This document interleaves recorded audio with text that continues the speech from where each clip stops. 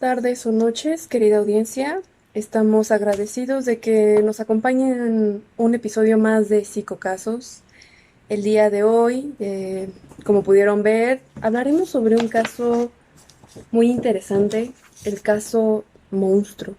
Un caso que nos dejará mucho que pensar debido a la cuestión ética y moral que toca. Un caso que deberíamos conocer todos y que no me dejarán mentir los psicólogos, los colegas, que es un caso que nos ayuda a mejorar dentro de nuestra profesión y el cual al final haremos un análisis. Esto cómo se puede ver desde la ética, como profesionista de la psicología y dónde entra la moral. No tengo nada más que decir, así que vayamos con el video. El estudio Monstruo o Monster Study es una investigación que pretendía averiguar los efectos de distintas terapias en niños con trastornos del lenguaje y la comunicación, más específicamente el tartamudeo. Fue dirigido por el psicólogo norteamericano Wendell Johnson en 1939 y fue realizado bajo la supervisión de Johnson, pero directamente conducido por una de sus estudiantes graduadas, Maria Tudor.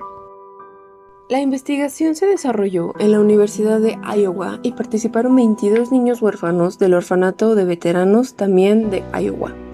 El principal objetivo del estudio era analizar si el tartamudeo podría ser inducido o si podría disminuir con una terapia basada en refuerzos positivos. El estudio Monstruo inició seleccionando los 22 niños que participaron.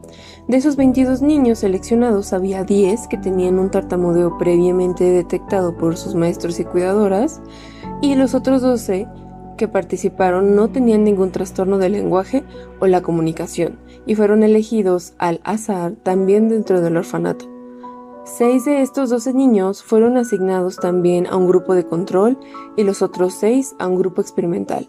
Tenían entre 5 y 15 años de edad. Ninguno de los niños sabía que estaba participando en una investigación. Creían que en verdad estaban recibiendo una terapia que duraría 4 meses, de enero a mayo de 1939, el tiempo que duró el estudio. Maria Tudor tenía preparado un guión de terapia para cada grupo. A la mitad de los niños se les diría algunas frases en positivo, tratando de que los niños dejaran de prestar atención a los comentarios negativos que los demás realizan sobre su habla. Y a la otra mitad les diría esos mismos comentarios negativos y pondría énfasis en cada error de su discurso.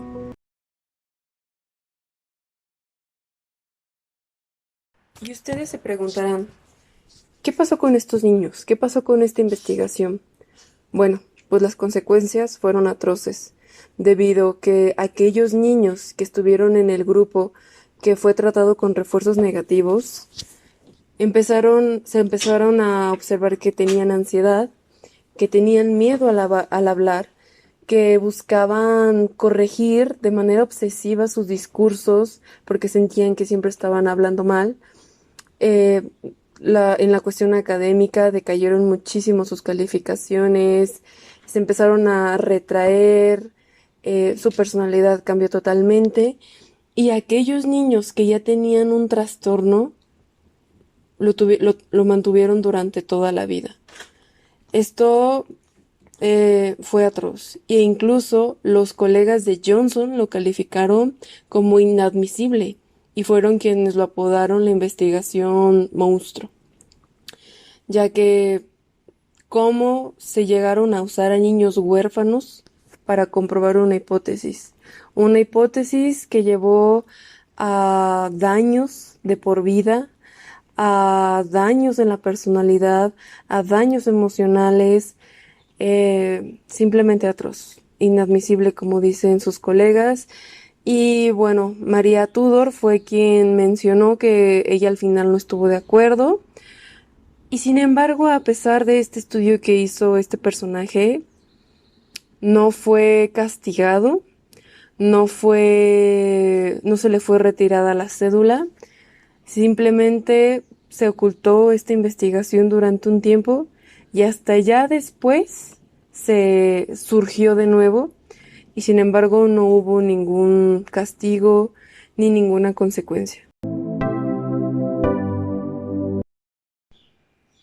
Ahora, si esta investigación se hubiera realizado en la actualidad, estaría quebrantando varios artículos del código ético con el que se rige un psicólogo. Uno de estos sería el artículo 8, donde menciona que el psicólogo es responsable de la conducta ética de la investigación que realiza o la de otras personas bajo su supervisión, en este caso la de María Tudor, y como parte del proceso de desarrollo e implementación de proyectos de investigación, el psicólogo consulta expertos respecto a cualquier población en especial. Es decir, Johnson no consultó a ningún experto en niños, no consultó a ningún experto para saber cuáles podrían ser las consecuencias de su investigación. Otro artículo que se estaría quebrantando sería el artículo 12, donde dice que el psicólogo toma las medidas razonables para evitar dañar a sus pacientes o clientes, participantes en investigación, estudiantes y otros con quienes trabaje para minimizar el daño.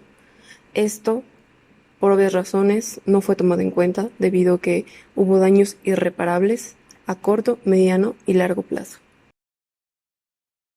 Y por último, sería el artículo 36, que habla sobre cuando realiza una investigación, el psicólogo protege a los pacientes de los daños, la incomodidad o el peligro físico o psicológico que puedan acarrear los procedimientos.